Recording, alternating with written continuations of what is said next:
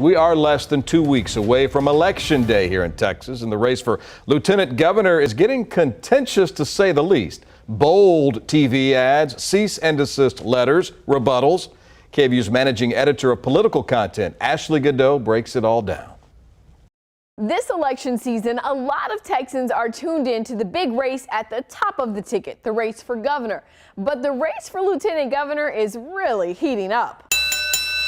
It's the 2018 rematch between Republican incumbent Dan Patrick and Democrat Mike Collier. In recent weeks, the race has gotten more and more interesting, and Collier has earned the endorsements of some prominent but retiring Republicans.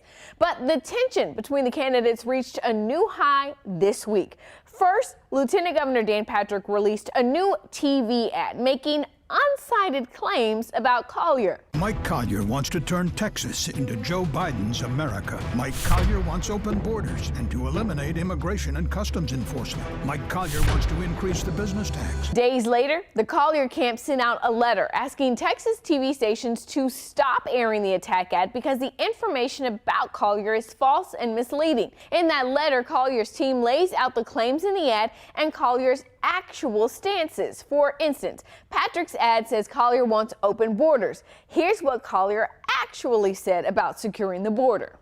I'm a former Republican, and I'll stand up to both parties if they're soft on crime or securing the border, or if, like Dan Patrick, they trample on your rights. We asked Patrick's campaign about the claims. They say he stands by his ad, and they sent us this video from the lieutenant governor titled Rebuttal. Mike says, if you line up his policy point of view with my policy point of view, you don't see a whole lot of daylight. now let me ask you, don't we all know that Joe Biden wants open borders?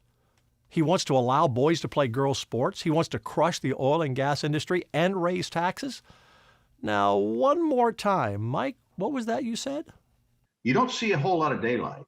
Mike, those are not my words. Those are your words. Basically, Patrick is saying Collier's policies are in lockstep with President Joe Biden, but he still doesn't cite any statements or sources to back up the claims about Collier or President Biden.